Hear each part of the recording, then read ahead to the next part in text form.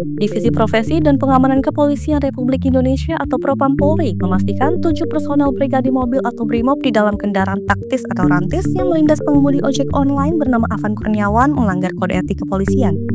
Sanksi terhadap 7 anggota BRIMOB itu menunggu hasil keputusan sidang kode etik profesi Polri. Kepala Divisi Propam Polri, Inspektur Jenderal Abdul Karim mengatakan ketujuh anggota BRIMOB itu kini dalam penempatan khusus atau patsus selama 20 hari sejak Jumat 29 Agustus 2025. Penahanan dilakukan untuk mempermudah pemeriksaan. 7 personel BRIMOB di dalam rantis itu adalah Komisaris Kosmas Kajugae, Brigadir Kepala Rohmat, Ajun Inspektur 2 M. Rohyani, Brigadir 1 Danang, Brigadir 2 Mardin, Bayangkara Kepala Chana Edi, dan Bayangkara Kepala Yohanes Dawidus. Kosmas dan Rohmat berada di kursi terdepan, Kosmas sebagai komandan, sementara Rohmat berada di balik kemudi. Rantis Rimeum atau DAPC Strip 1, Work 4x4 dengan berat tanpa penumpang 4,8 ton itu melindas Afan di Pejompongan, Jakarta Pusat pada Kamis malam 28 Agustus 2025. Rohmat tetap melaju kencang setelah menabrak Afan yang saat itu berusaha menghindar ke arah pinggir jalan. Pengemudi ojek online 21 tahun itu tewas di Rumah Sakit Cipto Mangunkusumo.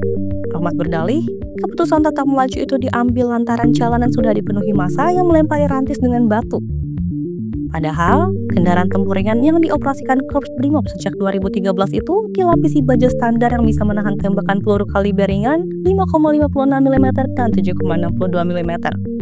Rohmat mengatakan tidak bisa melihat secara jelas situasi di sekitar jalan karena kaca rantis itu gelap. Jalanan juga dipenuhi batu dan pecahan benda lain. Kepala Polri Jenderal Listio Sigit Prabowo mengatakan penegakan sanksi etik terhadap ketujuh anak buahnya itu akan rampung dalam sepekan. Sigit meminta Divisi Propam bisa segera menggelar sidang etik. Komisioner Kompolnas Khairul Anam mendorong Polri tidak hanya segera menggelar sidang etik, tapi juga memastikan personel yang terbukti menyebabkan kematian Afan diproses pidana.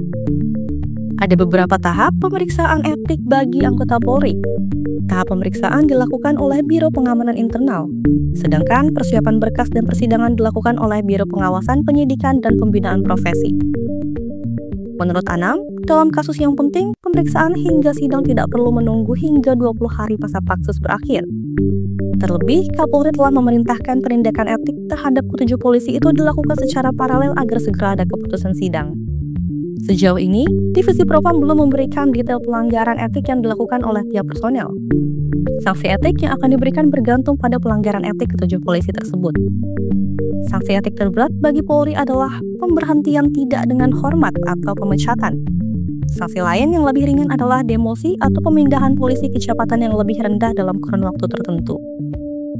Sementara itu, pemidanaan terhadap ketujuh polisi itu sebenarnya bisa dilakukan secara simultan dengan persidangan etik.